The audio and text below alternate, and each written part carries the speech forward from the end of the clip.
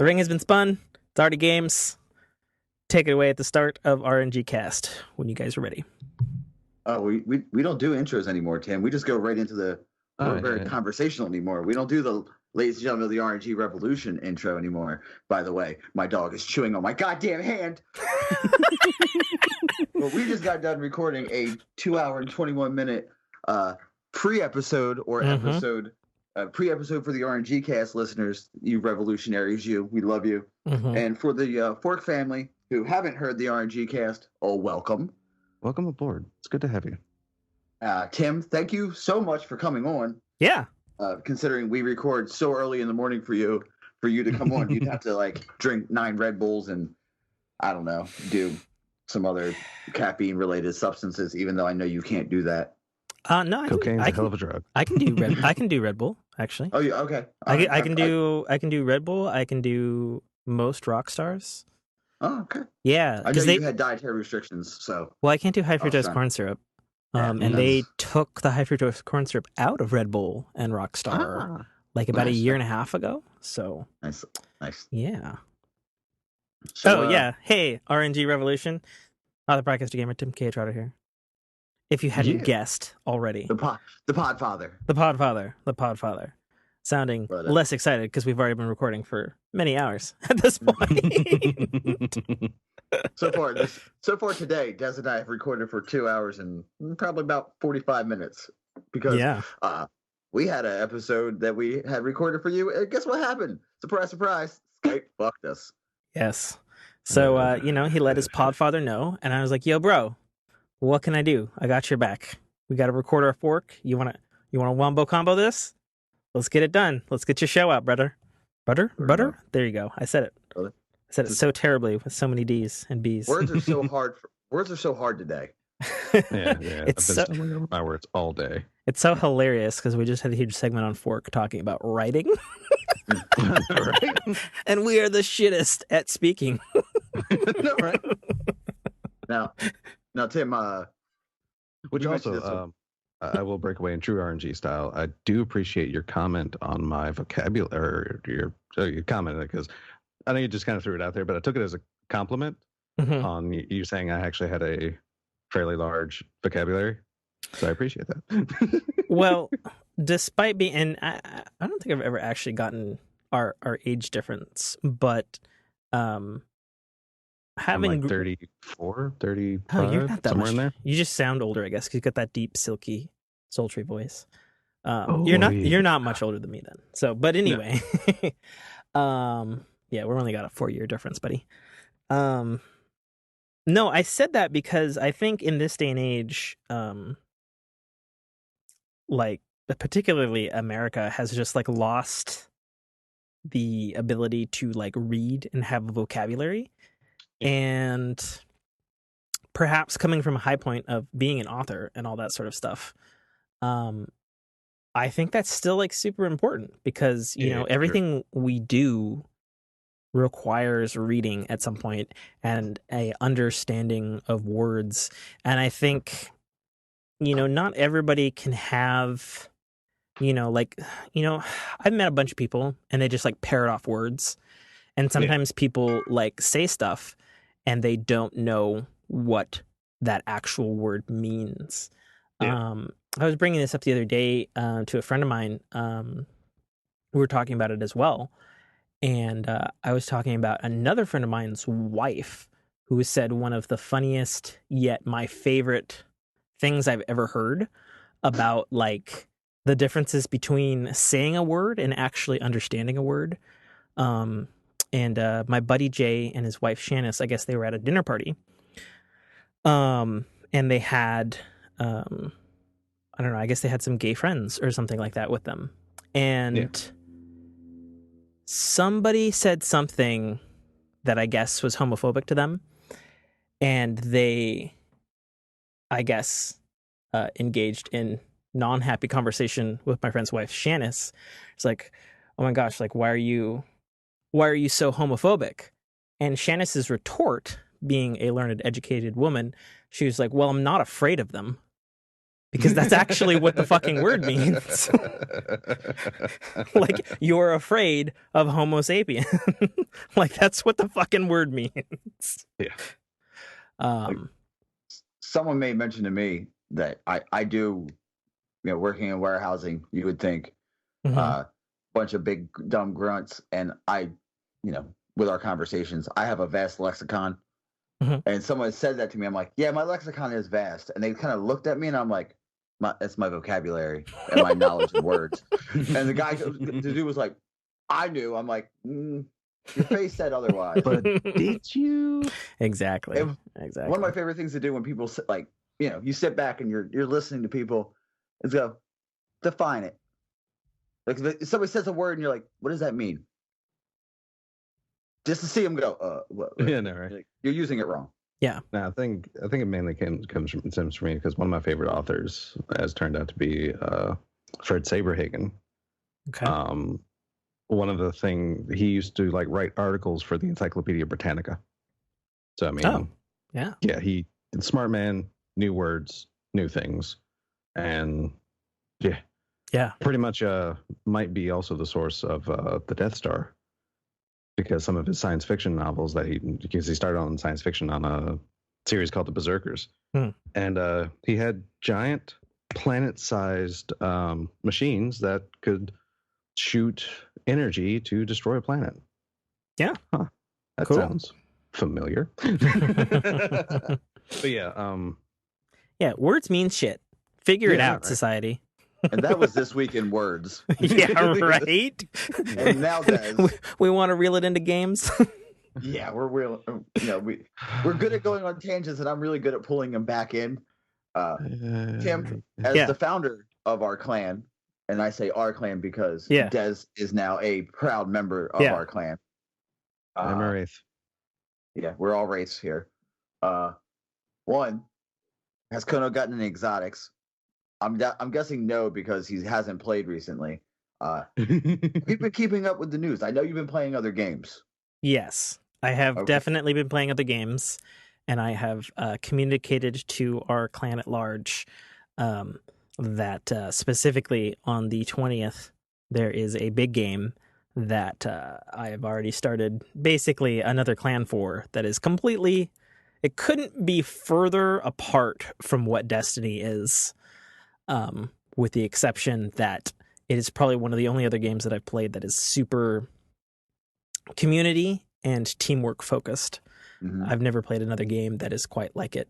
It actually, the whole game feels like Destiny raids in the best possible way. And we'll get to that. Yeah, we will. But have you read the TWAB this week?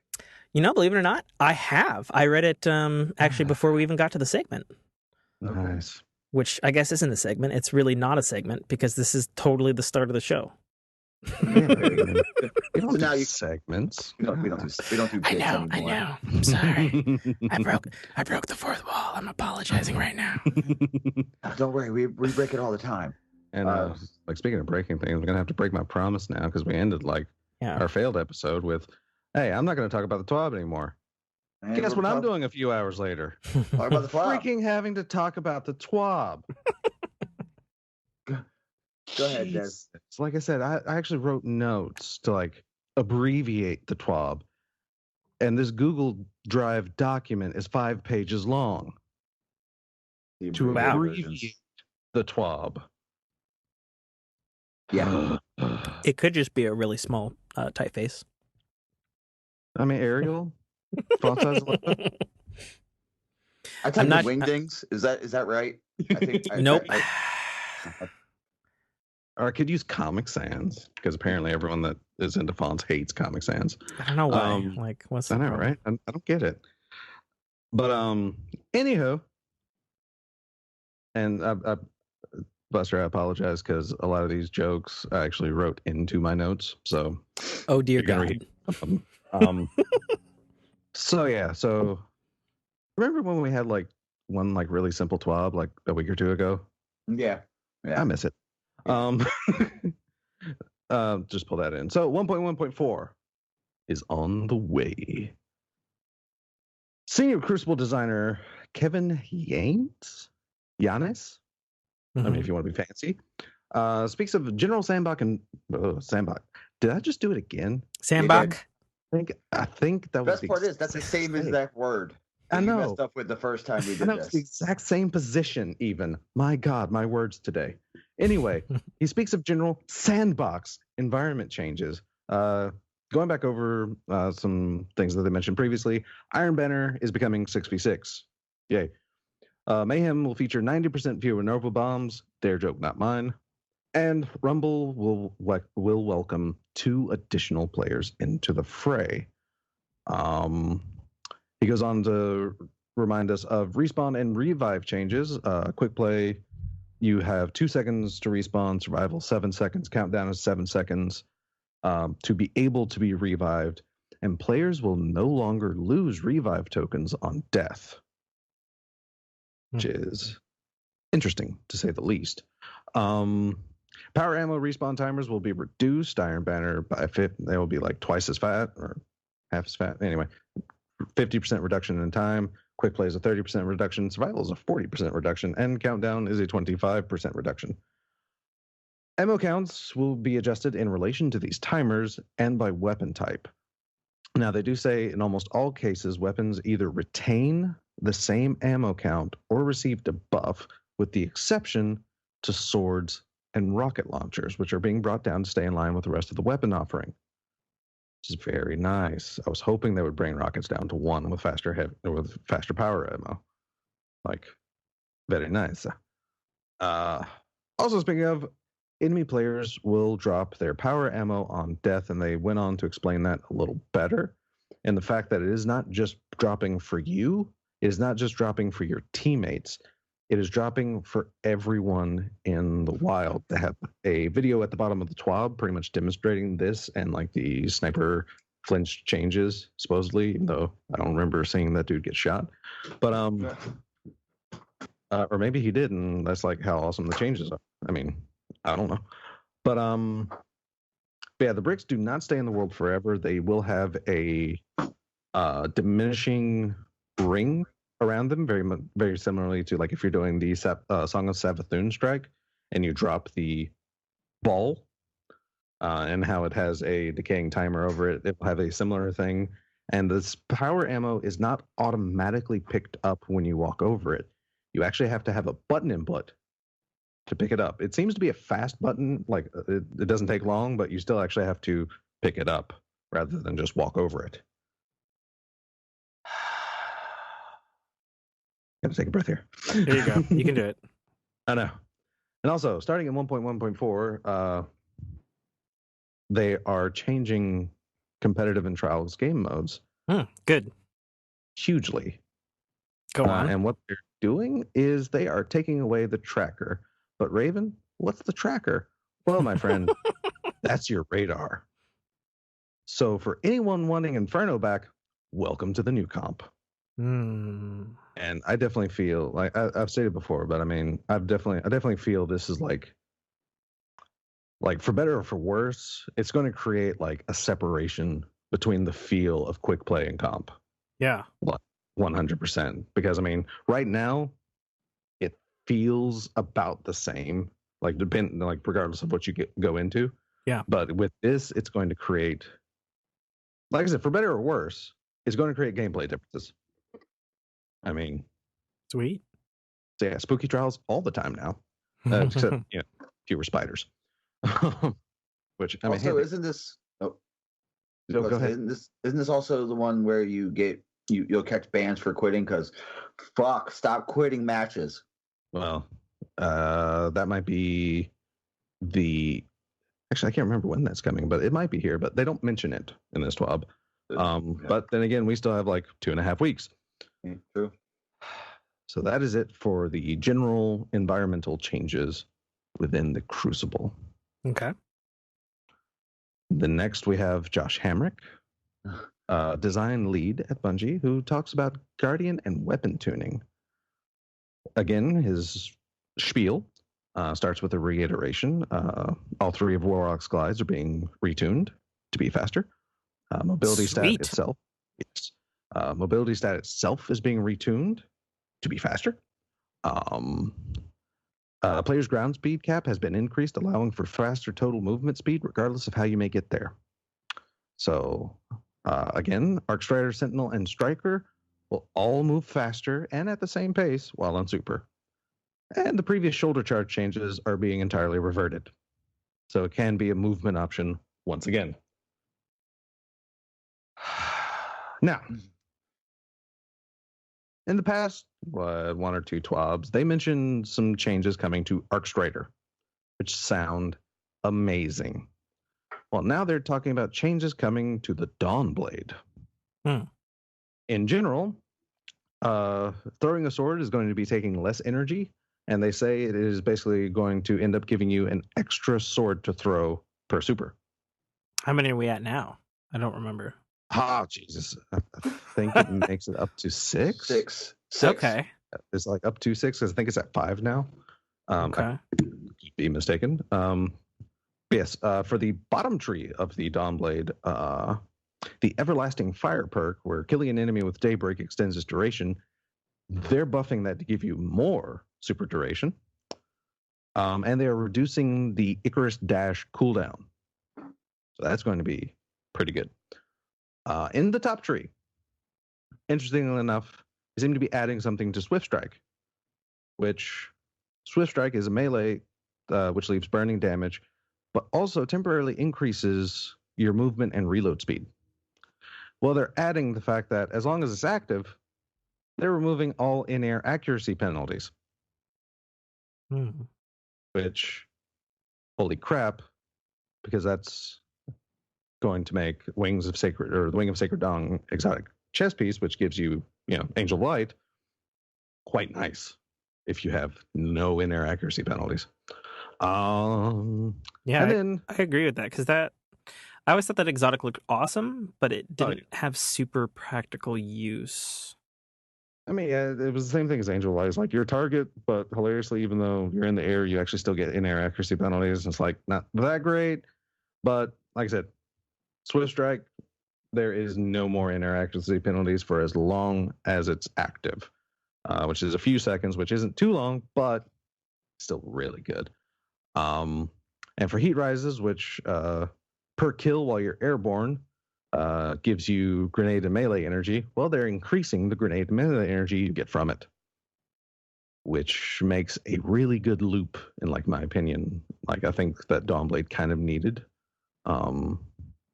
I think this is going to work out really, really well and might make Dawnblade quite, at least initially, popular. Yeah. Yeah, for sure. And giving that in-air accuracy thing, they're Warlocks. See, whenever D2 actually initially came out, looking at the trees, I thought Warlocks were going to have a little more aerial supremacy.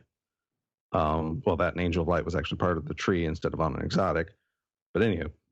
But yeah, it seems like that's the route they're kind of going for Warlocks, is even giving them an edge on, because Hunters of course have, with their vertical reach, have quite impressive aerial control, but Warlocks might actually have a leg up with this. All right, and then to the meat and potatoes, the weapons. I'm going to save the big one for last this time, because it spawned a lot of discussion. Yeah. So, skipping over that and going to Scout Rifles, they are increasing the PvE damage for all Scout Rifles, and they are increasing the base damage for high impact Scouts. Hand cannons will again increase PvE damage. They are increasing the precision multiplier for precision hand cannons, which is the new archetype that they added for Curse of Osiris. Will they still be awful? Who knows? Increased hipfire accuracy and increased ADS accuracy for consoles. They're specifically doing this for consoles. What I'm hoping is that they're bringing the PC behavior of hand cannons basically to consoles, which will be very, very, very, very nice. Sidearms, again, increased all PvE damage and just in general, increasing hipfire and ADS accuracy, increasing inventory size, which will allow you to hold more reserve ammo. They're increasing their minimum range And they're adding an ADS movement bonus, which I think will be quite interesting. SMGs will, of course, have increased PvE damage. They are setting the optics for SMGs to 1.3 times zoom. And according to Reddit, the base SMG zoom right now is 1.25. So it's a little further, which actually turns out to be a buff, because even though it kind of obscures your view a little more, it actually creates a more narrow cone for your optimal range kills. Yeah. So you'll be able to hit headshots a little easier. Linear fusion rifles. Increase PvE damage for all linear fusion rifles. All 4 of them. That's the 3rd time I've said that joke. Increased precision multiplier, increased aim assist, and reduced flinch multiplier. Shotguns. Increased PvE damage for all shotguns. Increased inventory size, and increasing aim assist for Suros precision shotguns. That's like a tongue twister right there. Holy crap. Anyway, sniper rifles. Increased PvE damage for all sniper rifles. Increased precision multiplier, increased aim assist, and increased inventory size. Grenade launcher. No damage buff. Not even for PvE. But they are increasing the blast radius. And assault rifles. And yes, I'm saying this again because this is literally how they wrote it in the TWAB, is assault rifles. But then they correct themselves because they're decreasing range and aim assist stats for precision autos. Base damage will not be changed. So this is your origin story, your Uriels, your Jiangxis, prosecutors, blah, positive outlook. Positive outlook. Blah, blah, blah. They're pulling in its range a little bit and decreasing its aim assist. Now to the big changes, like to the huge changes of the Go Fast update. Pulse rifles. Much like a large percentage of these weapons, they are increasing PvE damage for all pulse rifles. Then they're doing a lot of stuff, and they are hitting every archetype of pulse rifles. Your high impact archetype, which includes your Machina Day 4, your Legal Action 2 from more recent sources, your Relentless, Disrespectful Stare, 3 Graves, blah, blah. They are increasing the rate of fire, and they are increasing base damage. For adaptive, which is the very next archetype up, which holds the Jorum's Claw, hint, hint, wink, wink, buy one. Eternal Slumber, Impromptu, Inaugural Dress, Cadenza, blah, blah, blah. Again, increased rate of fire and increased base damage, but they're decreasing the precision damage and keeping precision damage around the same as it is right now. So they're putting most of the buff into body shots. Though because they're increasing rate of fire, it is an overall damage increase for even precision because it will be firing faster. Lightweight, which is the same listed RPM as Vigilance Wing. It holds Nightshade, Nurgle, Infinite Paths, things like that, are getting an increased precision multiplier. So no base damage, but it will still kill faster, potentially, anyway. And then Rapid Fire is just getting a base damage increase, which that's your, I guess right now, most popular Lincoln Green, Autumn Wind, Time Worn Spire, Darkest Before, and Heart of Time.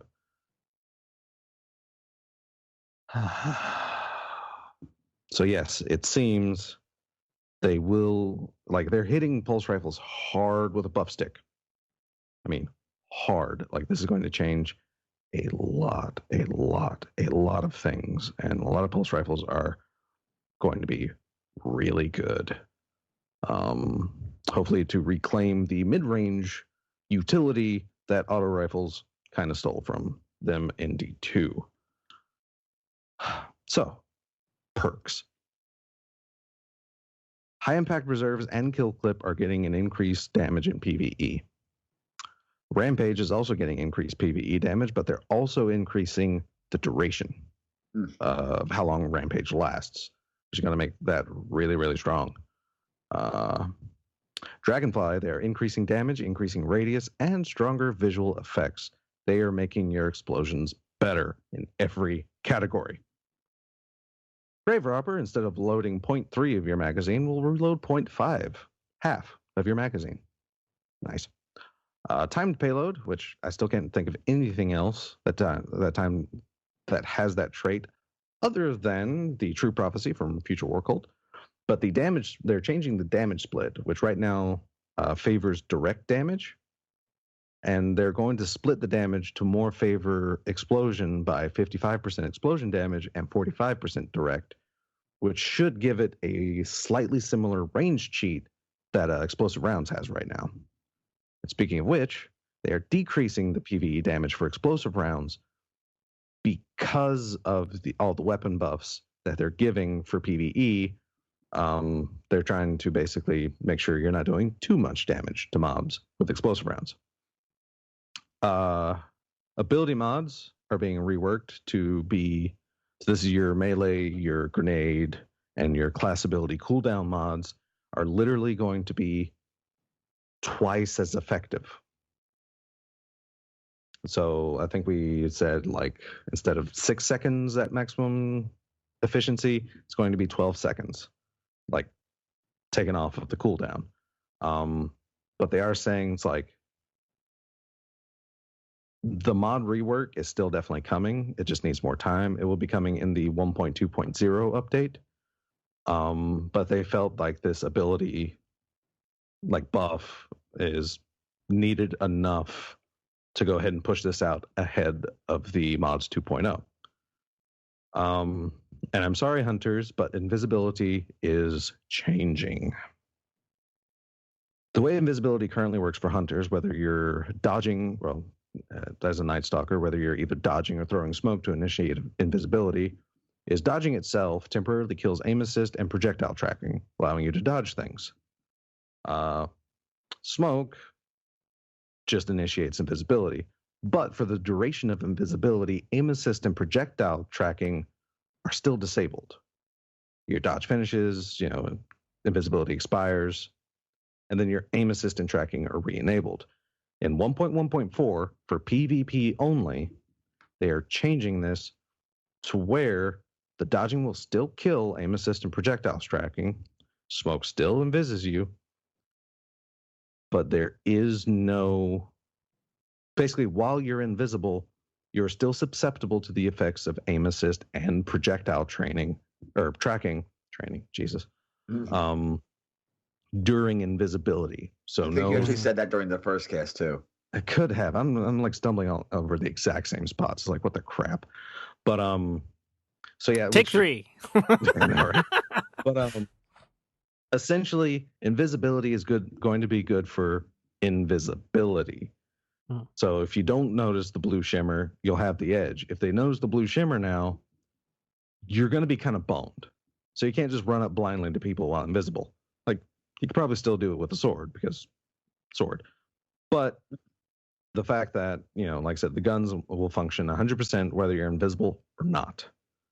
But again, nothing changes for PvE except for the fact that for both types of invisibility, you will have an additional second of invisibility.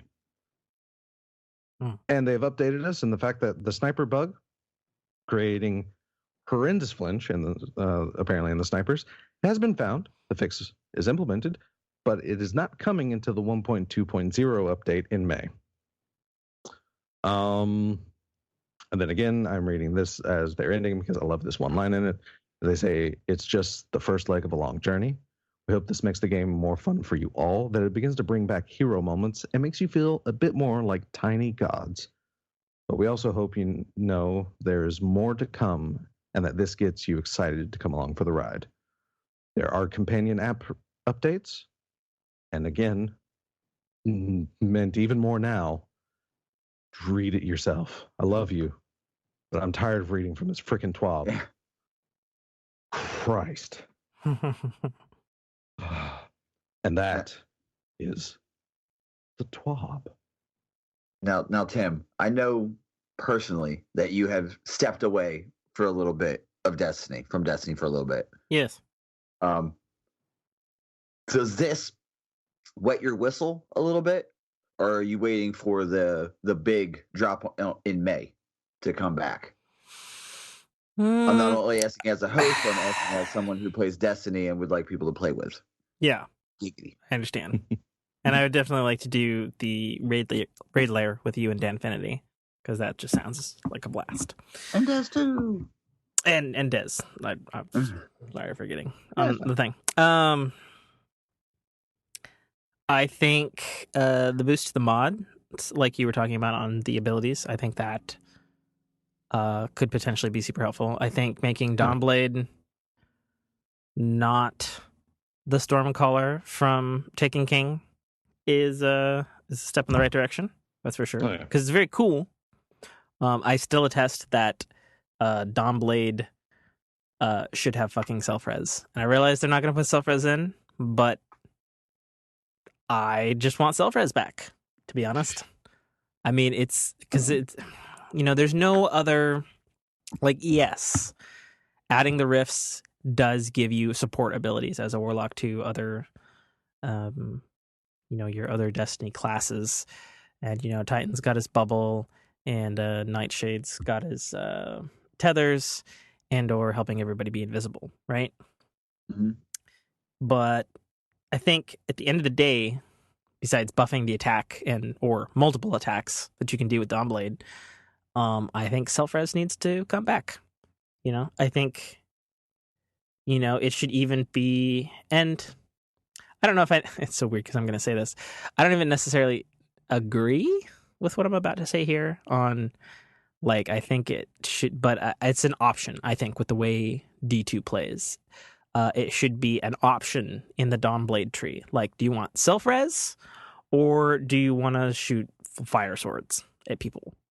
You know, like, it should be an option there because on the one hand, because that's why I say I don't agree, it'd be fucking rad if you could self-res and blow people up. Like that, just cool. Like Phoenix rising from the ashes and now my vengeance, Dark Phoenix style, that would be cool. But probably OP unless you nerfed the actual Dawnblade part of it. Because then you could just have like a team of warlocks, particularly in Crucible, and then go down and then come up and just fucking Shrek, because you'd have no defense against that necessarily. I think, the changes that they're doing to pulse rifles and scout rifles, it seems interesting. In my experience, having, been with Destiny since day one, and, formerly did a Destiny podcast with Mike and all that sort of jazz. Sometimes their intentions on, their patch fixes or their update log or the TWAB, as you guys are referring to it, sometimes they don't always work as intended, and it affects other things in the Destiny game. As we all know from, my personal favorite / hated case is the Vex Mythoclast, which was one of my favorite weapons until, I guess the way it was designed fucked with the code base or whatever, because it was this weird hybrid weapon and it didn't really work with what they had coded. And so other shit got fucked up. Well, not just that, but also their unintentional fixes made a monster in Thorn. Yeah, that's true. And let's not forget, more recently, when Curse of Osiris came out, we had Promethean Lens being the most OP thing Destiny has ever seen. Right? It was pretty bad for a while. But at the same time, I did like that they're like, fuck it. Everybody gets it. Go nuts in PvP until we fix it. Yeah, they definitely owned up to that one. So, I think more strongly about Destiny 2 specifically that they need to go the way of some other games. And I think that they need to fucking just separate the stats between PvP and PvE. And they need to just get it over with. They need to just rip the Band-Aid off, let it bleed out, let people complain, all that sort of stuff. Because at the end of the day, you still have guns that work better in PvE than they do in PvP. Right? I mean, am I wrong here? Well, I mean, That's going to be in every game, though, isn't it? Well, no, because Destiny is the only game that you have one weapon and it works in both modes. You know what I mean? Because if you were to look at it from, say, another video game standpoint, like the single player is balanced differently in a Call of Duty than it is in the PvP. You know? Yeah, but also historically, like, weapons still functioned and roughly damaged the same even in Halo. Well, that's true, going back on Bungie, but in Halo, you have a weapon pool and it's static. Yeah, for sure. Like, this is definitely, well, I mean, in D2, we have a static pool. Well, it's static for a time, and then more things are added, and then there's a new static. Well, but I'm saying it's like, the difference in D1 and the balancing and things becoming better and such. Not only because this actually, come to think of it, this is actually like a pretty big like pull back to kind of Halo. The fact that literally everything, every weapon that they craft functions identically in places now. I mean, there's the Antiope you get. It's shooting. There's no like separation from it. I mean, it's working in PvE. It's working in PvP.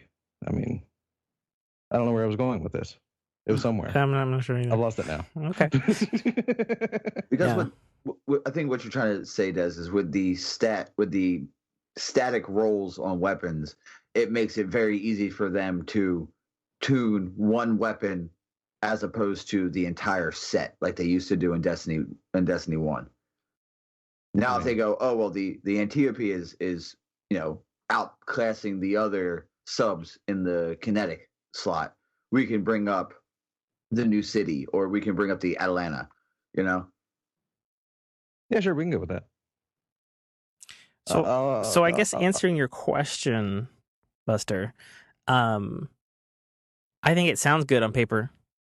In actual practice, we'll see. And as far as wetting my whistle, PvP has not engendered me to the Destiny 2 experience as much as Destiny 1 was for me.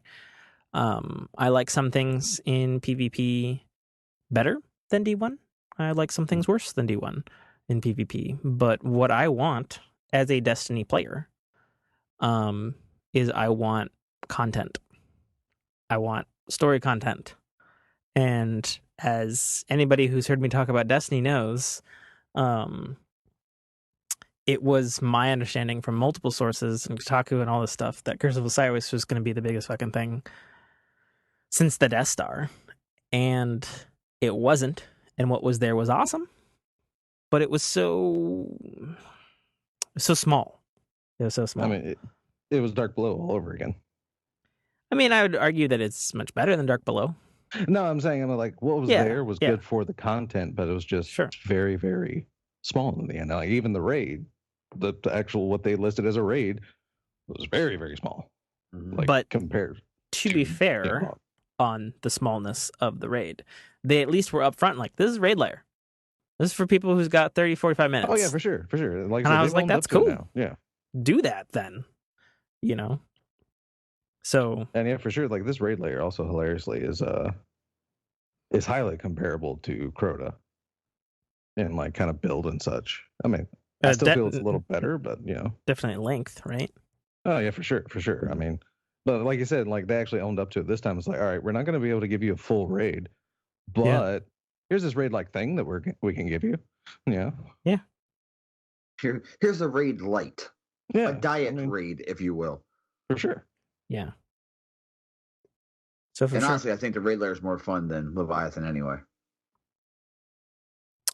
I mean, I never finished the raid layer, so I can't attest to that, but I can attest the 3 times that I attempted to run it, I did have more fun in it than the Leviathan as a whole. I mean, I appreciated what the Leviathan did. Sure, me too. Like the fact, like, with what's it called? The Gauntlet. Yeah. They basically made the platforming segment an actual encounter, I thought was really good. But still, yeah, I kind of like the raid layer better. Yeah. So what you're saying is the meat more than the words will bring you back. Yeah. If when the big update comes, or I think the Rasputin one, well, I'm sorry, the Warmind is in May, right, Des?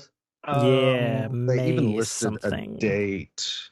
They actually confirmed a day. Did they confirm a day? Because I remember talking to Mike about this on Fork 2 weeks ago, and I think it was Bungie officially confirmed early May, air quotes. And then there was the Xbox Live leak, and it was like May 8th or 9th or something. Yeah. Something like that, right? I mean, I'm sure Google would probably tell you. Launched in May. Yeah, I'm trying to find it. I at one point in time found it before. I thought, could be wrong, but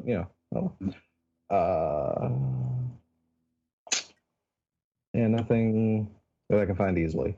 Well, what I'm saying is that'll be what mainly probably brings you back, because you did mention to me earlier, and because I think I said, "Hey, you want to run some Iron Banner today?" And you said, "Yeah, I don't like Iron Banner." Yeah, I've never liked Iron Banner.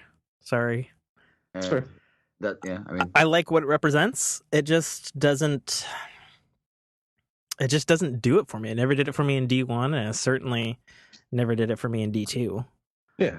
I think I texted you because you texted me early about this, because like, yeah, let's do Iron Banana, and I was like, I don't touch it.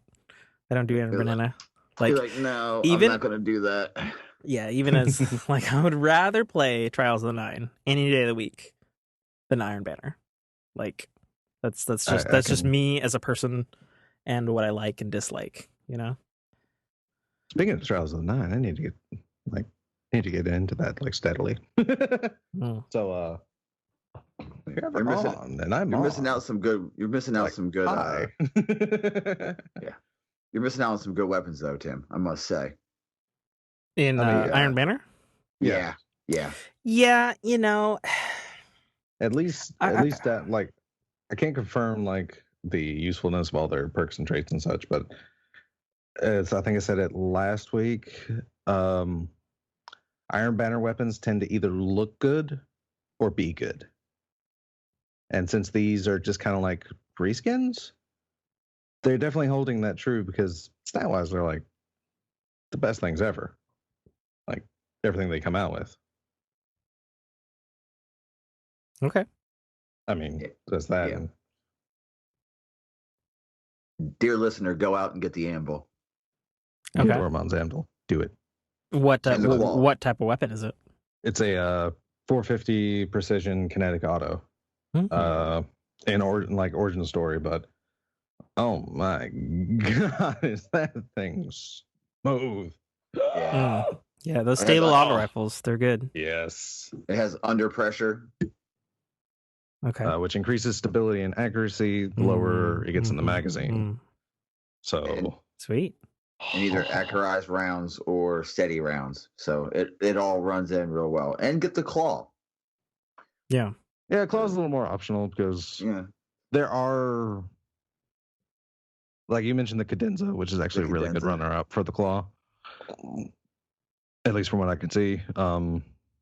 Might contradict my words for my recommendations before, but actually ended up accidentally deleting that. Fantastic.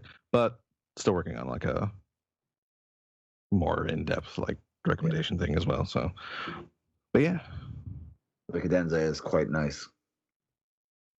And I mean, since there's 3 of us here and we're all race, I mean, we could, after, Saturday nights, run at least a couple trials cards as a, I mean, it's all doable, right, Tim? Under normal non-betas going on weekends, I would say yes. Okay, well that's fine. Betas are short-lived, sir. I am aware of this. I know what you're playing. The one I'm talking about ends fucking Sunday morning at 2 a.m. for some ungodly unknown reason, which is super weird. Interesting. But yeah, no, I'd actually like to talk about that since I didn't get to talk about it on Fork. For sure. No, well, I'm bringing it right into it right now. Fantastic. I was going to ask you, Tim. You hinted to it. What are you playing? Okay, so I am playing the Microsoft exclusive game made by Rareware, Sea of Thieves. And I gotta say, I have never had a video game experience quite like it. And that is some strong ass words. I think I mentioned early in the show, the only closest experience I could say is like the best moments of like a Destiny raid where you're with your friends and you're doing all something really awesome and everybody's got your role. That is the whole game of Sea of Thieves at all times. And I depending on how much content they launch with, Destiny's next expansion better have like a big old fat dick to bring me back, because Sea of Thieves has hooked so deeply into my soul, and it's just so fucking good. When we last recorded our Fork before I did Emerald City Comic Con, that evening I actually jumped on the Sea of Thieves beta, which I didn't even know. It was kind of weird because I had to understand that it was like a closed beta. And then I just happened to have my Xbox on, and a little thing popped up and I was like, hey, download the Sea of Thieves closed beta scale test. And I was like, oh, okay. And then I also read that it was like, oh, it closes up at Sunday. And I was like, oh shit, I have 5 hours to try this out. Download faster, you bastard. So it was really weird at first. So I tried it out. And so to explain Sea of Thieves succinctly, it is a pirate simulator where every other pirate you meet in the seas is a real player.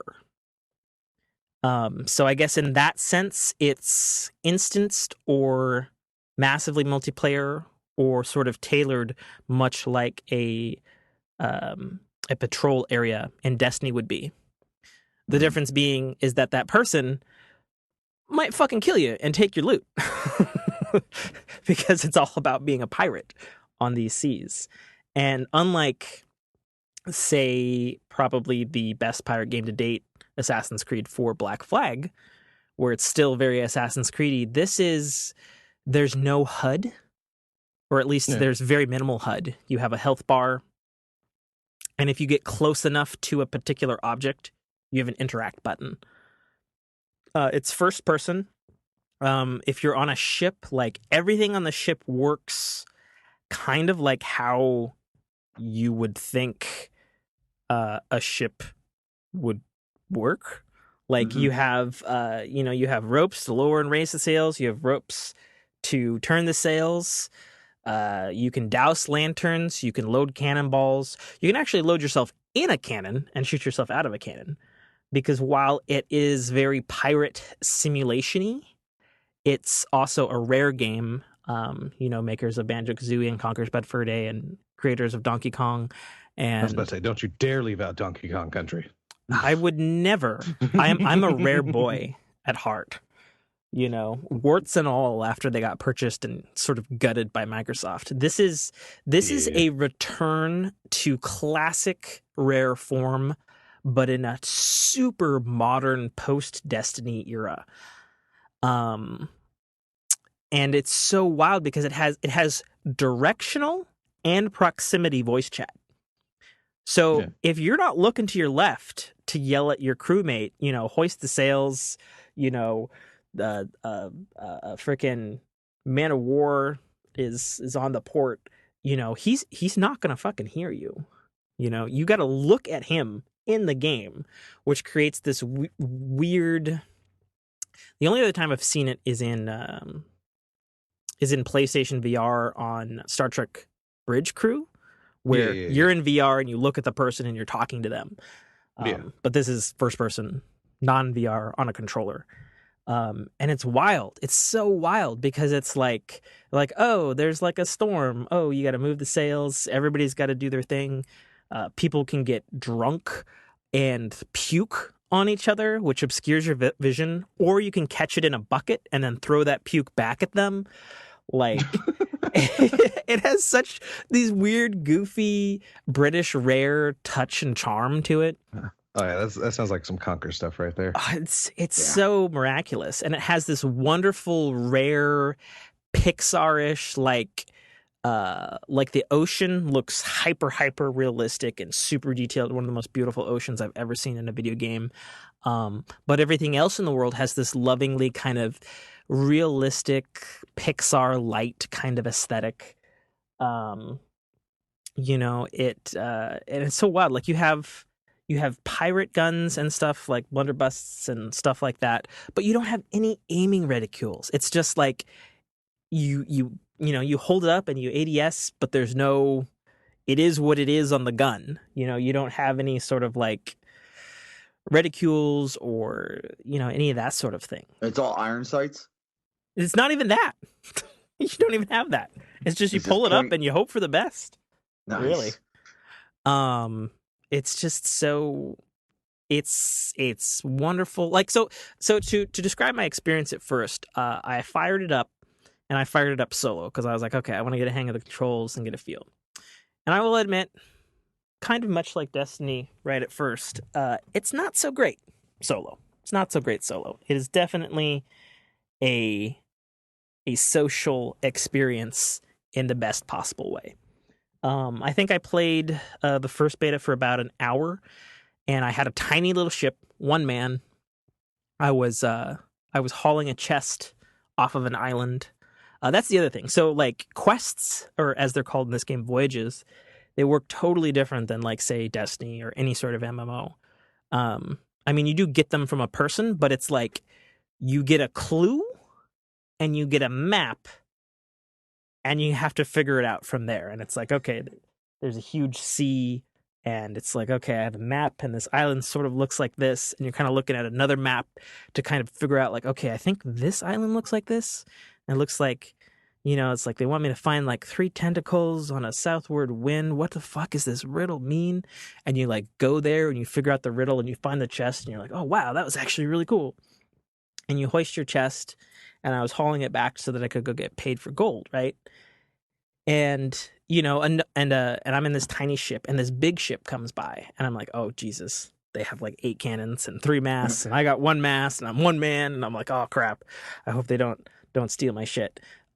So first of all, they fired on me. My little dinghy, like, it just fucking tore to shreds.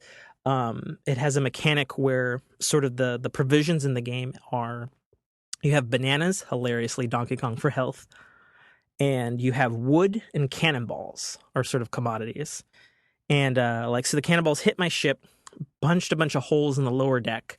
You got to run down to the lower deck. You got to slap a piece of wood on it, patching it up, and then your bottom deck is filled with water. So you got to take a bucket and you got to scoop it up with your bucket and throw it over the side of your boat. I'm getting attacked by these guys. 2 of them shoot out of a cannon, land on my boat, and suddenly I'm in a sword and gunfight with these 2 real pirates. And I'm like, oh, Jesus. I kill one of them, and then the other one kills me. And then the respawn mechanic is really wild in this game. So you die, and you appear on the Ferry of the Damned in the underworld, and you have to kind of finagle your way with ghosts to get off this ferry and respawn. And if your ship is still alive, you respawn on your ship. If not, you end up at Shipwreck Cove, and you gotta shell out some money, and you've lost all of the things. And that was like my single player experience with this game. After that, I paired up with matchmaking, and I was on a crew of 4 people on a much bigger ship. And there was another guy there. He'd been playing the beta for a while. He showed me the ropes, and it was like a totally different experience. It was like there's multiple masts to manage. There's crew. It has an anti-griefing mechanic in the game, which might be the greatest and most authentic pirate experience ever. Where if somebody's griefing you enough, as a crew, you can vote to lock that motherfucker in the brig. And he sits down in the bottom of your boat. And he can't do shit about it. He gets a physical timeout voted by the crew, managed by the community you're playing with. So if you have a caustic or toxic person, be like, let's throw him in the brig. Screw that guy. Like I was playing last night, and one of my crewmates who was doing very good, but he kept getting drunk and throwing up on me. And I'm trying to drive this giant ship, right? And we're hitting rocks and stuff. And we're like, he's causing us a lot of damage here. Let's throw him in the brig. So he's in the brig, and he's just throwing up everywhere. And the bottom of the boat was filling with this puke that's coming out of this guy. and we had to leave him in there until he was sober, basically. And it's just so wild, And like we sailed across some islands, and we had this mission for some merchants to get some particular chickens, like a red feathered chicken and like a golden chicken. And it's just like, here's the mission. And it's like, well, where do you go? Like, they don't give you any sort of like, you need to go here waypoint. It's all about navigating the seas, figuring out where shit is. Like, we sailed to a bunch of different islands, and we're scouring the islands looking for chickens, And we finally find these chickens, and they're like, okay, how do we get them? And because it's all sort of like, you have to figure it out. It doesn't hold your hand, which, is going to turn off some young gamers and stuff. But I think for gamers like us, it's very refreshing, I think. And then we found out that we are actually supposed to get like chicken coop crates from a different merchant at one of the islands. So we had to sail back. We get these stupid fucking chicken crates. Then we sail back to the island where we saw the chickens. We got to track down the chickens all over again because they've moved. Stupid chickens. We get the chickens, and we're in the process of swimming back to our ship with the chicken coops. But because the game is also part simulation, we were sort of swimming and the waves were lapping, and one of our chickens drowned because I didn't keep the chicken coop above water so that the chicken could breathe. And I'm going, this fucking game is ridiculous. I love it. So we find the other chicken, we get the chickens back. And there's just like all this wild pirate fantasy stuff. We're sailing back with these chickens, and there's this like ominous like smoke skull with like green glowing eyes, and we're like, what the fuck is that? And we go towards it, and it's this huge pirate base, but it's like undead skeleton army pirates. And it turns out it's like one of the game's like raids, which I guess anybody can join in like at the same time. So you could be fighting another pirate crew against the raid skeleton army. And we like killed the skeletons and took all this loot, and it was like a ton of chests and stuff. We're like, oh my God, that was amazing. And we fought all these skeletons, and everybody's wounded, and our ship looks like a fucking Swiss cheese and is barely holding on in the water. And we've got like all this high value like cargo on the ship. And we're like, oh shit, we've got to get to a port. We've got to get to a port because, if your ship sinks, it's what's holding your progress until you get it sold, because if your ship sinks, you lose anything your crew has accrued, right? And so we're sailing back, and we get to the docks, and we're feeling really high and mighty. And first of all, we fucked up at getting to the dock. We crashed into the dock. We sprung a bunch of holes in our ship, and we were in danger of getting like frickin' sunk, and we would have lost all our loot right in the friggin' harbor. And then this little dinghy with two people comes out of nowhere, and apparently, and we didn't know this, we thought like the harbors where you sell yourself are kind of like the social spaces in Destiny. Turns out they're not. Everything is free game at all times. They run into our ship, they like fucking shoot over, they try to take our stuff, we kill them. We back out of the harbor, and we're chasing their dinghy down, and we're fighting against the wind, and they're like a little bit smaller than us, and we're like, oh shit, what are we doing? And we're chasing after them. We still have all this high value stuff on our ship, and we're chasing after them, and they're way ahead of us because they're smaller. They can catch the wind faster than we can. We're fighting waves. We're fighting against the headwind, and then because you can like drop the anchor at any point to do like a jerk maneuver like they do in the movies and stuff. And so we do this jerk maneuver, and we get near them, and then and I was captain of this particular crew, and I'm like, take the wheel, one of these guys I was playing with, and so me and him, we launch ourselves over with being shot out of the cannon. We land in their boat, we kill one of them, we throw another one off their ship, he gets eaten by a shark, and then we steal their ship, run it back to the harbor, our boat parks, and then me and this other guy, we take all of their shit from their ship, sink their ship, and it was like, fuck you. And we stole all their shit and then sold their shit. Because a pirate's life for me. Now, Tim, I have a question for you. Yes. Actually, I have several questions. Go for it. One, how much is the Xbox One? That's a good question. Like an OG one? Well, is that all I need to play this game? Yeah. It'll run on all 3 Xboxes and Windows. And it's cross-play as well. Okay, cool. 2, what might I need to do to convince the missus to let me get an Xbox One so I can play this fucking game? Okay. So, my Jessica played this beta with me last night. She fucking loved it and is now slightly less angry at me that I now have 2 Xboxes. No, oh, you're still angry? She's behind me. She's still angry. I could guess she's behind you. Oh, man. She's either behind you or you have bigger problems Yeah, that involve spirits. Blair. Yeah. Now, you want a headset, babe?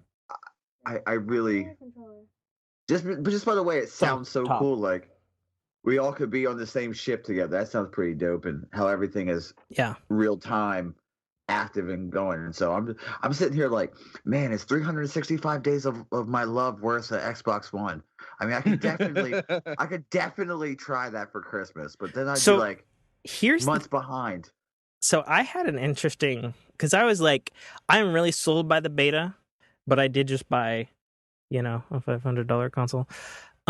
So my console came with that probably wonderful Xbox thing, Games Pass. Mm-hmm. It's going to be on Game Pass for day one.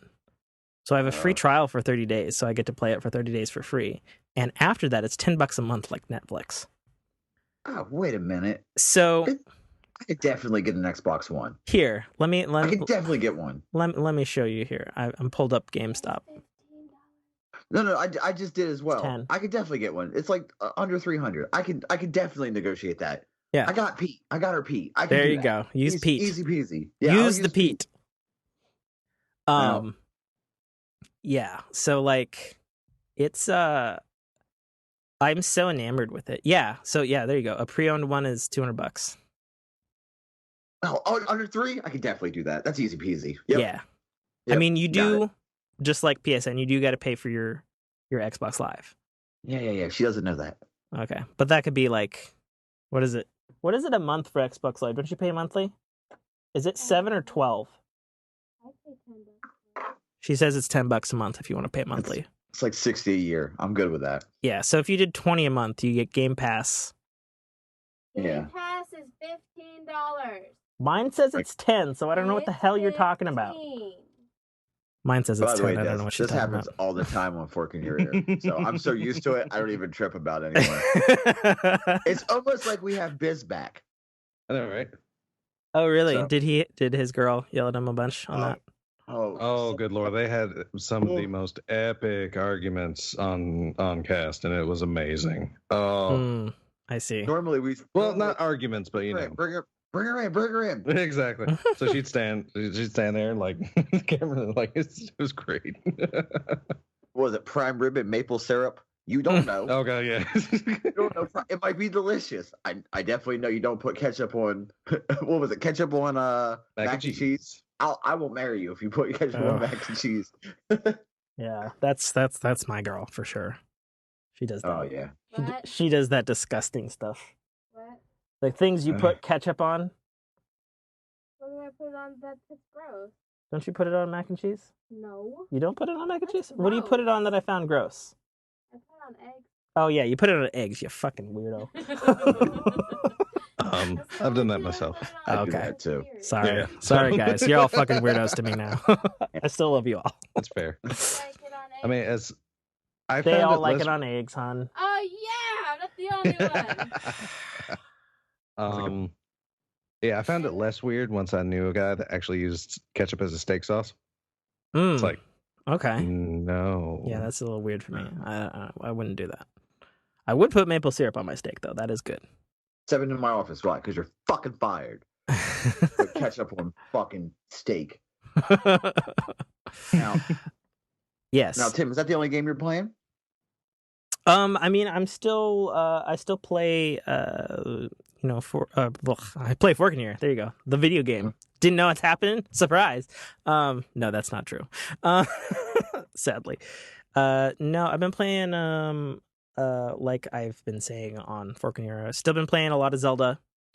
I just cleared all 120 shrines on Master Mode, which is like the ultra hardcore mode. And it only took me since September to do that. I've still been playing a lot of Astroneer, which, by the way, Mike, would be another incredible game to play should you so choose to get an Xbox One. And I've been playing Fortnite still play Fortnite with the other part of our clan that isn't playing Destiny. And I don't know if you played Fortnite lately, but there's been a ton of fucking improvements. It's now 60 FPS across all platforms. So it's ultra buttery smooth. And interestingly, you have the option to go back to 30 with increased graphics if you so choose. They increased the draw distance. So now, like, I don't even need a sniper anymore. I can see anybody from anywhere. Like, the draw distance might be the best draw distance I've ever seen in a video game, period. I don't even know what wizardry they did there. But it is Epic Games, and it's running on their Unreal Engine 4, so if anybody's going to get the most out of their engine, it's them, you know? So I've still been playing Fortnite. They've got a lot of cool stuff in it. They added impact grenades. Have you seen this yet, Mike? The flashbangs? No. Impact. Or pulse. No. Whatever they're called. So it's basically, they don't do any damage, but basically a radius, and it launches players. So you can throw like people. Bounce pads. Yeah, kind of, except in a grenade form. So it launches people, and there's like a bunch of like hilarious gifs right now where like somebody's like throwing a grenade and it has thrown themselves out a window and into a tree into death. Just by mistakes and physics and logic and all that sort of stuff. They have a Chinese or Year of the Dragon festival going on right now. So a bunch of the things that were Christmas themed, as you might have seen, Mike, are now dragon themed. And they added one new town destination in addition to already the huge map update, which you already know about. So they added like a Chinatown thing on the far south of the map past. Dragon, you say? Yeah, dragons. You had me at hello, sir. Yeah.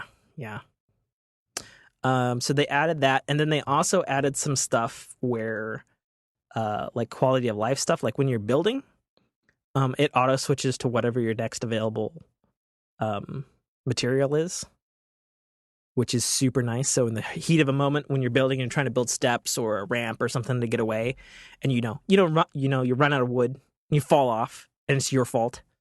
Now there's a little leeway there. It'll switch to brick or metal or whatever. So that's real nice. And yeah, just the game is running really smooth. And I just read yesterday, because I completely disbelieved it. Apparently, some fucking how, the game is coming to iOS and Android. Like, yeah, you sent me that. You sent me that link. You sent me that article. That's pretty interesting. I don't know how they're going to do that. Yeah, I mean, and it's going to be crossplay too. So, like, as PlayStation players, we will be fighting iOS and Android people. Like, how's that going to work for them? Like, do they need a controller? Or are they going to have touchscreen controls and it'll be awful? So we'll, be killing a bunch of scrubs who are, like, shooting at the ceiling? Like, what is that? I don't even know, man. There's already at least 4 major Battle Royale iOS and Android games Yeah. right now. So Yeah. it's definitely within the realm of possibility. That's true. I never thought about that. Because isn't there a mobile version of the original one, PlayerUnknown's Battlegrounds, in China specifically? I think there is. I don't know. Yeah. I'd heard about that, actually. Well, you say PlayerUnknown, but the original was H1Z1. Yeah. Yeah, but, With their Battle who's heard of Royale that mode. anymore? And for that matter, who's heard of PlayerUnknown's Battlegrounds? Because Fortnite is beating it like by a crap ton in the numbers department. Fortnite is spanking that ass for a lot of games. Yeah. Oh, yeah. And I gotta say, I gotta feel a little bit bad about the developers of PlayerUnknown Battlegrounds because obviously they popularized it. And as far as I know, they're relatively indie. And then Epic Games just switched gears and were like, oh yeah, we built our Battle Royale in a month. And now we're throwing our full massive AAA development resources behind it. What up? And we're giving it away for free. What up? So, dog eat dog world, right? And to further bridge it into things we've already talked about, they have a John Wick skin. Oh, yeah. I finally get that now. And now I want it. But unfortunately, the way they do those skins, because they have season packages, and they've changed that a bit now too, Mike. Yeah. And I think it is better ultimately, and it's definitely how they're monetizing the free part of it. But because I don't think you've played it since they added the new challenge system, have they? Have you? I have. Oh, you have? Yeah, the daily challenges. Yeah. Like submachine gun eliminations, top 12 finishes, and all that. Yeah. Okay. So you know how they've changed that then, right? Yeah. Yeah. I kind of like the new system a lot better, to be honest. Because you've got all your monthly ones, which can feed into your dailies.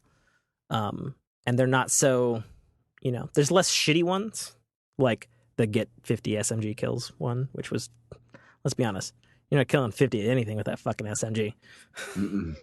It just ain't happening. It just ain't happening. That is for sure. So yeah, still been playing Fortnite. Obviously, that's going to stop in 10 days because it's going to be all about that pirate life. Yeah. For sure. So Des, what have you been playing? Anything? Well, my own story, mimicking again between spurts of recovering from work and getting in some banner here and there.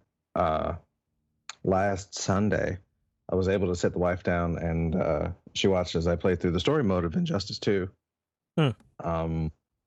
Which, as I've said before, is the best DC movie right now. I haven't played well, that's not true. I've played Injustice 2. I'm not familiar with the story mode of what it is. I know what it is in the first one because I have it, but I believe you. Yeah. Okay, well, exactly. So, I mean, Injustice 2, as I've said before, I think I've mentioned before, it's like, for those that don't know Injustice, it's Joker gets to Superman, drugs him, gets him to kill Lois Lane, which Lois Lane has a detonator within her that sets off a nuclear bomb in Metropolis. So not only does Superman kill the woman he loves, his unborn child, he also nukes his home city. So Superman, instead of like some popular alternate universe versions of Superman that lobotomizes victims, this Superman murdered the Joker and started murdering criminals, forming the regime from the Justice League and ruling the world in an iron grip. No more crime. Batman led the resistance against Superman. And in Justice 1, they pull the normal continuity into theirs to stop Superman, blah, blah, blah. And Justice 2 picks up in the aftermath of the other reality, where they have to deal with Brainiac.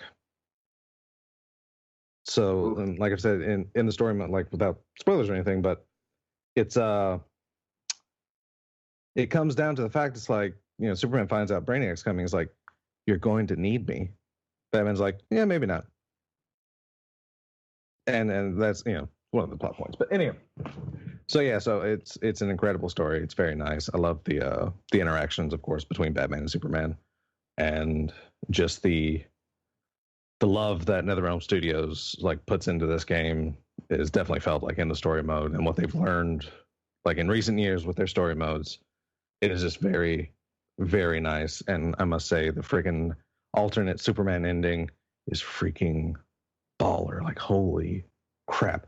But anyway, so yeah, and there's also, like, for all those Mortal Kombat fans, there's a crap ton of freaking, I say a crap ton, but there are a few Mortal Kombat Easter eggs in the story mode. And didn't you say that it's the best deal? It's the best it's the best DC movie right now, for sure. Yeah, like it is best DC movie as of right now. that says a lot. Yeah, I mean, it just is. Now, I don't know if I have made mention of this, but man, I've been playing other than Iron Banner, obviously, but I've been playing a lot of Paladins. Surprise, surprise, right? I know, right? Never saw that one coming. Yeah, never saw that coming. Don't say I didn't warn you. But yeah, other than Paladins, man, I've been playing a lot of Iron Banner. I have a fully ornamented set now. That's nice. I have unlocked all of my ornaments for the Iron Banner armor. I have full sets for every class now. And I can say I have never thrown so many goddamn punches in my life. And I see that. I don't think that I will ever be the same again. But it was, I don't want to say super easy, because, you know, it's not ever, nothing is ever super easy in these games. But it was fun. I'll say that, because throwing a suppression nade and then running up on him and punch him in the head is definitely one of the most rewarding things I can say I've done recently. So that was that's it. But I have, and I put the video in our chat. A buddy of mine sent me that. It's a Facebook post for iCombat. I don't know if you guys have ever heard of iCombat. No, I haven't heard of that. It's basically like the best way I can put it is it's like laser tag but with people. Okay. It's laser tag, obviously. But they give you realistic guns, like legit ass military grade weapons with laser emitters on them. And it's in the like post-apocalyptic zombie type scenario. And basically all you do is you shoot zombies. Nice. The entire time you shoot zombies, which will be fun because, you know, you guys know I have experience in doing such a thing. Not shooting zombies, but shooting legit realistic weapons. And my buddy messaged me and said, "Hey man, you want to do this?" And I said, "Yeah, hell yeah, let's do this." So if you guys wanted to watch the video, it's there. It seems pretty cool. Other than that, man, just a lot of Iron Banner, a lot of Paladins. I love Moji because like I said earlier, I'll never ever play Talus if Des and I play Paladins and decide to go flanks. You know, be flanks on flanks, because I'll admit Des is a terror with Talus. So yeah, that's pretty much what I've been doing. And I mean, we talked about what we watched on, you know, when we were on Fork in Your Ear before we recorded this.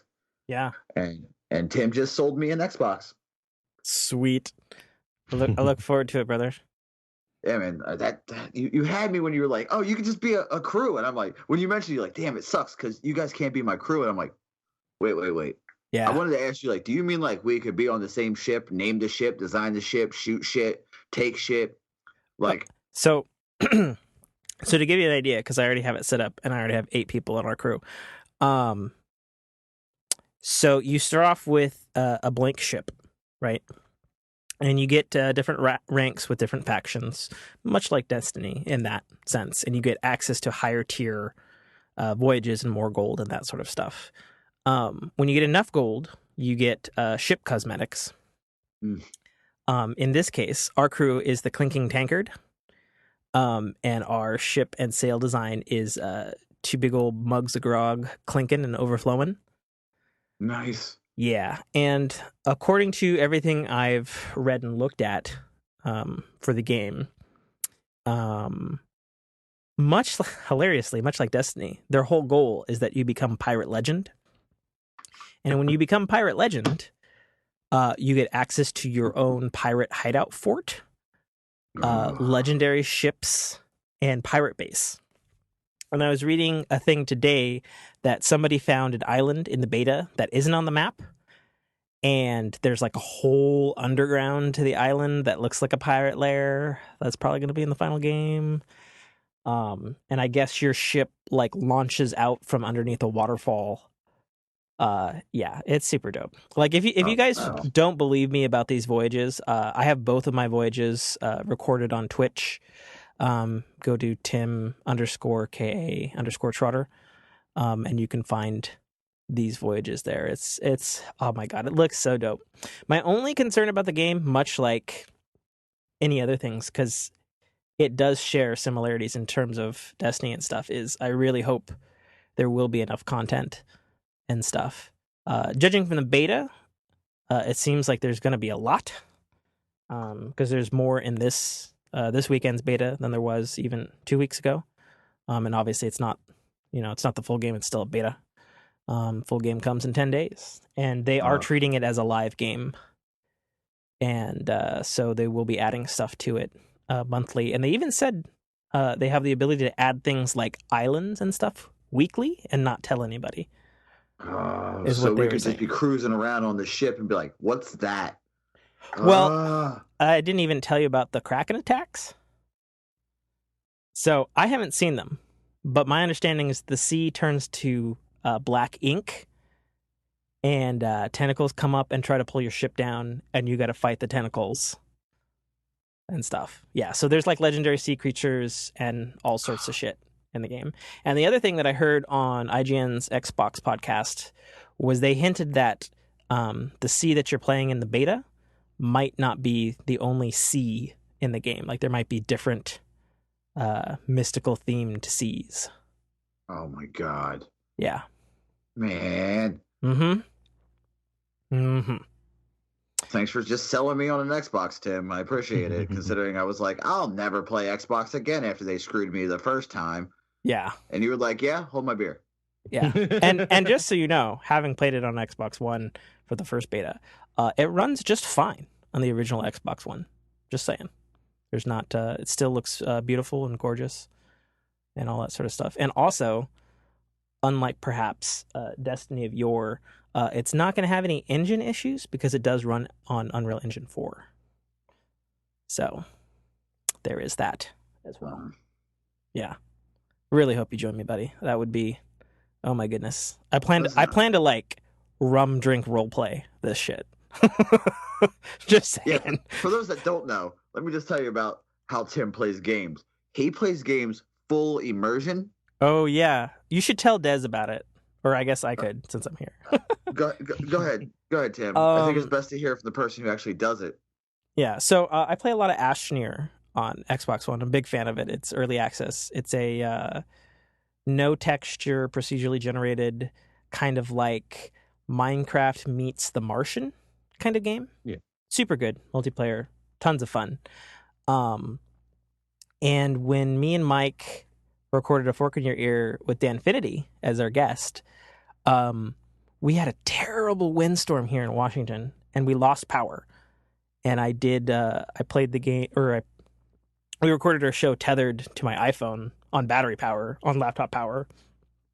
When we finished the show, like 30 seconds before everything died. It was miraculous. I couldn't believe it, let alone that it saved the recording. But that night, the power was still out. I have a generator, so I started a generator, and Astroneer, because it's early access and they have all the shit together, the save is only in the cloud.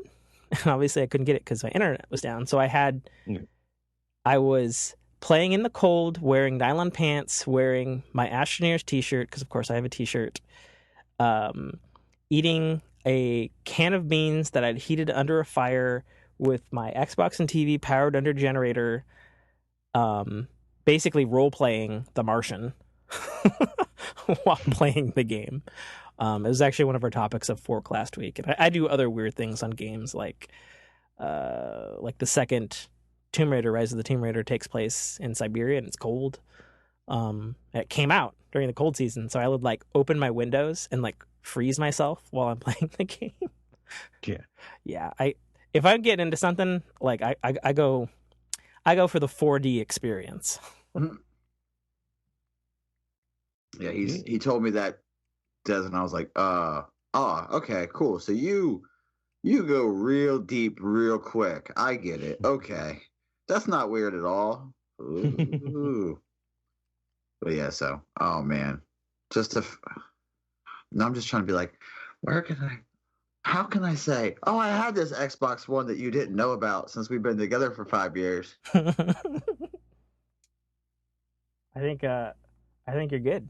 I think you should just, I guess actually I never really explained. So, because allegedly. Yeah, the Xbox One X, like, because Jessica had previously been like, as I'm saying this, kind of casually looking over my shoulder at her, was like, I'm going to cut you and don't take it and take it back, and we don't need another Xbox, and I have an Xbox at home already. It's terrible, waste of money. I'll hate you forever, kind of thing. Mm-hmm. And so that Thursday, I had set it up because I got off work early, and I had set it up before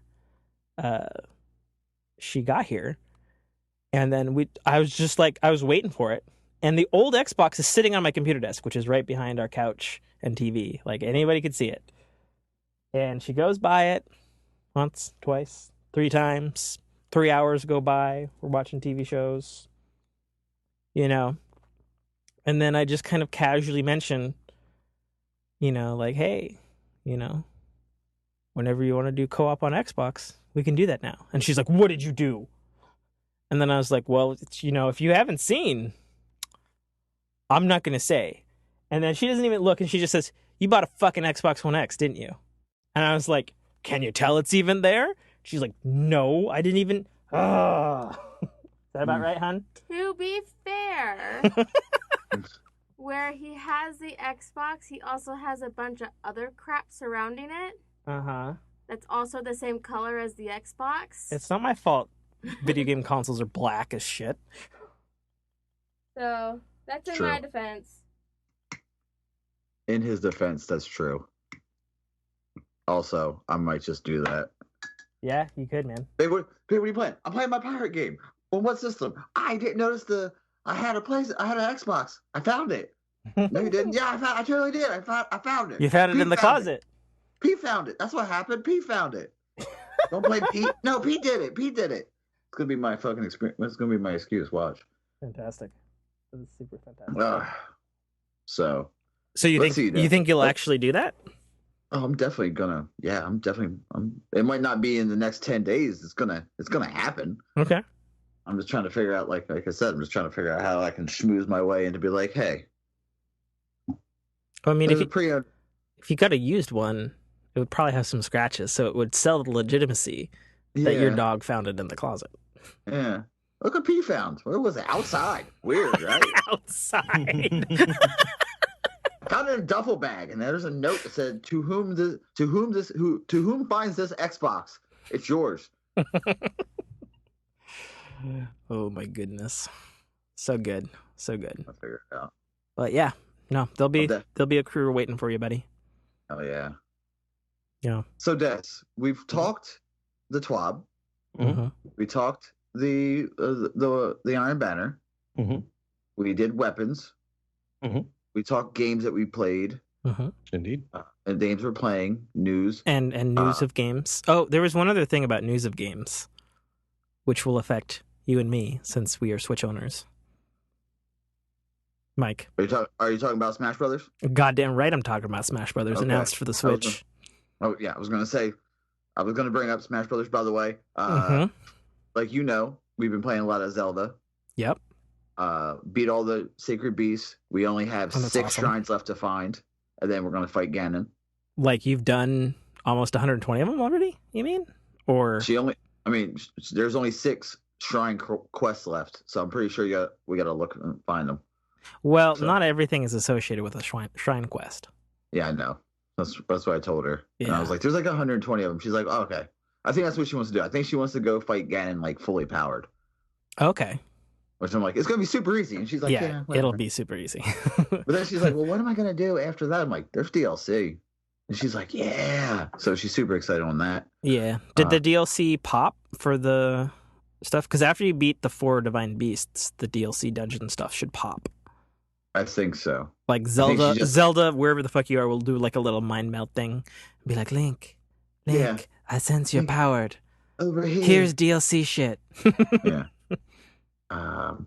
Also, something she's super stoked about. Apparently, there's a Pokemon game coming to Switch. Oh, yeah. That's going to be just like Stars? Yeah, that's what it's rumored to be, Des. Yeah.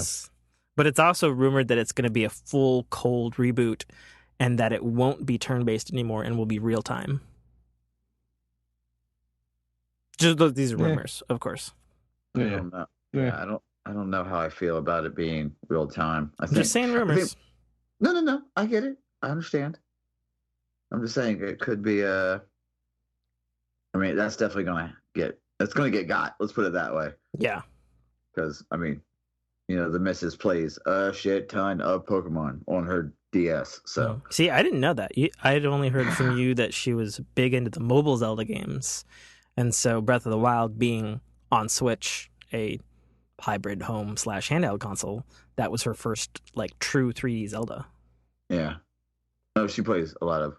She does have the DS, and she plays a lot of Pokemon. I got her Sun. No, I got her Moon for Christmas 2 years ago. Yeah, you could just throw any sort of like Moon. Hot coffee tamale. Insert a word plus Pokemon, and it's probably a game somewhere. Yeah. So, Des, for episode 93 -2, do we have anything left? Because I know we've been recording for almost 4 hours now, plus the 2 hours we recorded now. Do we have anything else to say?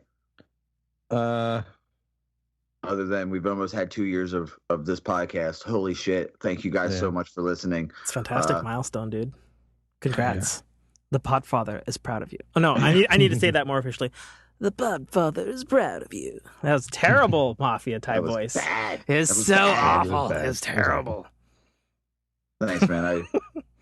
I appreciate it. You pretty much infected me with the podcast bug, so in a weird way, it's like it's kind of your fault, but I kind of thank you for it. But I'll accept the blame for that. Sure. Obviously, thanks to the heart, every listener, but Laz, Gorilla, Burning, as we've said before, has his own freaking channel for the freaking deals he's able to dig up somehow. So Tim, tell everybody where they can find you, buddy.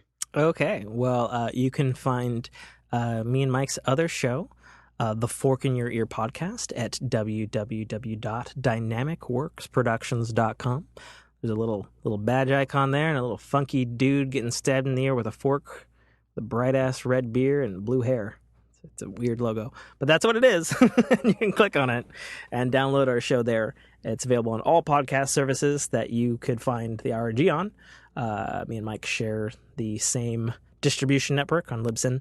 So that's, wherever all fine podcasts are not sold, as I'm fond of saying.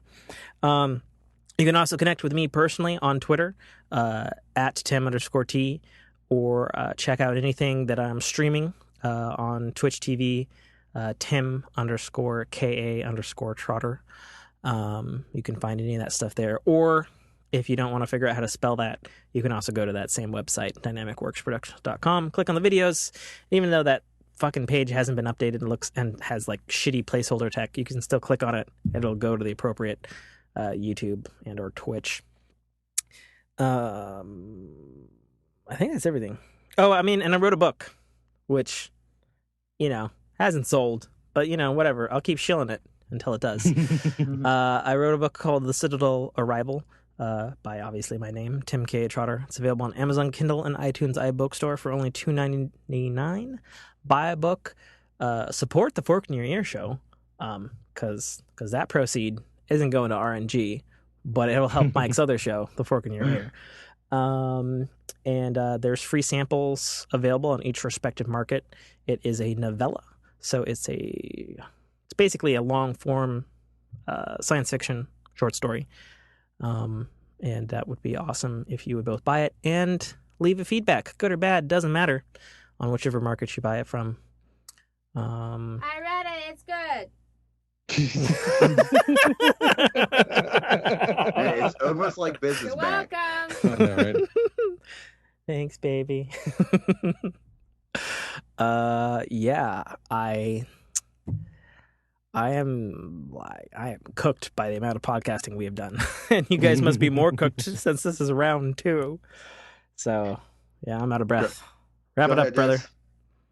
Well, this is your boy Raven. You can find me as usual on Twitter at DES_Raven. You can add me on PS4 at DES Raven, one word. Please leave a message on where you come from if you are not familiar to us, because we'll think you're a weirdo, and that's not so bueno. Yeah. And I'm Buster Knuckle, about to pull this train into the station.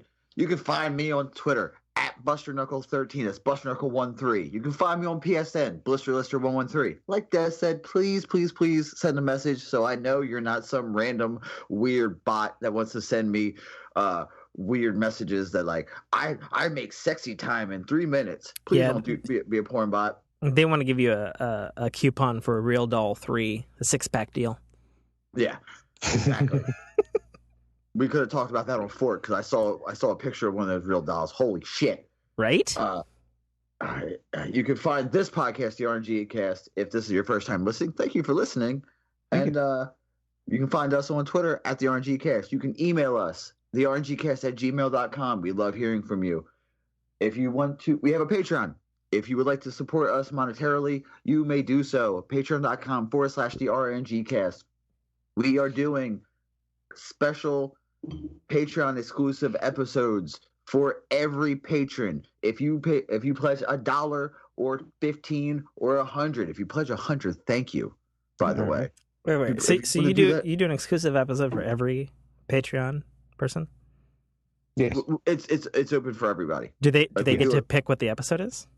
Well, what we do, Tim. Yes. Since you asked, I mean, king of segues here. Mm-hmm.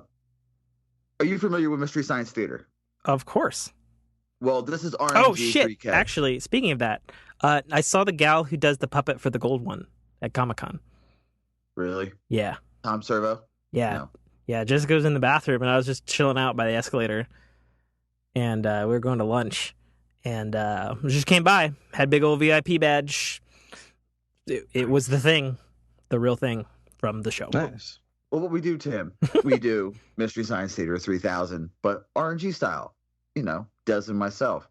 And the first one we did with actually a clanmate, Honus 5. Okay. And we did Mystery Science Theater. We did our commentary over the atrociously bad movie on Netflix, Zombies. What the hell is that? It's a zombie movie, but the only zombies are fucking animals from a zoo. There's a zombie koala. No. Sir. Yes. Totally zombie koala. Totally a zombie koala. No. And a little girl beats it to death with a baseball bat. There you go. Yes. She is the hero we deserve. She is the not the one we need right now. And that is available, like I said, to everyone and anyone who pledges to our Patreon. And considering we had a Patreon for so long and didn't post anything, it's like, sorry. But once again, does the user get to choose the movie Mystery Science Theater? We probably should do that. Well, Lazarus, our good friend Lazarus, did recommend us one. Mike already had one in mind. 4? Oh, I dropped my government a lot in this episode. Let me tell you. Holy shit! But yeah. So there was an idea already for one, and to kind of give us a break from the awfulness of Zombies, because the movie we were recommended is done by the exact same studio that did Zombies. Yeah. So, which is also the great studio that has brought you pretty much every one of the Sharknado movies. Oh dear God. Yeah. So but yes, the option to suggest movies or even suggest entirely content exclusive videos is available for the Patreons. We are your slaves in that manner. That's good, because I was pushing that so hard, because I'll throw you guys $1 fucking right now if you guys do the My Little Pony movie. Go ahead. Go ahead. Listen to us talk about this shit movie, Tim, because guess what's coming next? I'll drop the ball right now. Des, are you okay with this? Okay. The next movie we're gonna review, or not review, sorry, to run a commentary to Mystery Science, is none other than the Netflix exclusive premiere movie, Bright. Oh, nice. One Des Raven has never seen Bright. Okay. Yep. Have not seen it, and I'm still avoiding it for the genuine reaction over commentary. Yeah. That's how it started on Fork. I don't know if you know this, Des, but Mike, in the beginning of the year, Mike, we started recording early, and he was like the last 40 minutes of Bright. And then suddenly, like almost every other episode, we've been doing commentaries on shit. And we were going to do one with Danfinity, but I was on laptop power and tethered to my phone, and I couldn't Netflix at the same time. So we still have to do that one with Danfinity, by the way. The difference, though, Tim, between the commentary we do on Fork and the commentary we Mystery Science Theater, our RngCast style, is we're like dropping knowledge and being very, very nice about the movie. We shredded Zombies. It was like a roast of Zombies, okay? That sounds fantastic, actually. Yeah, it was, because trust me, Zombies gave us plenty to work with. Nice. They dumped the bullets at our feet and said, shoot away. And we said, I'm going to hit you. And they said, yeah, totally. Also, awesome. Another little bit that Des and I have discussed. If you are a patron during our maybe second anniversary as a podcast, you might get something a chance to get something exclusive. Exclusive offerings for Patreon people. Again, I hate shilling us out like that, but trust me, it's fine. Dope. You got to shill. If I had a choice of what to shill, whether it's a corporation or a bunch of dedicated listeners, I will take the dedicated listeners to shill to. Yeah. I agree. I agree with Des 100%. And that being said, this is episode 93 of the RngCast. Holy God, thank you, Jesus. 6 hours of podcasting in one day. We're out. Later, man. Get forked. See you all next week. Shazammed.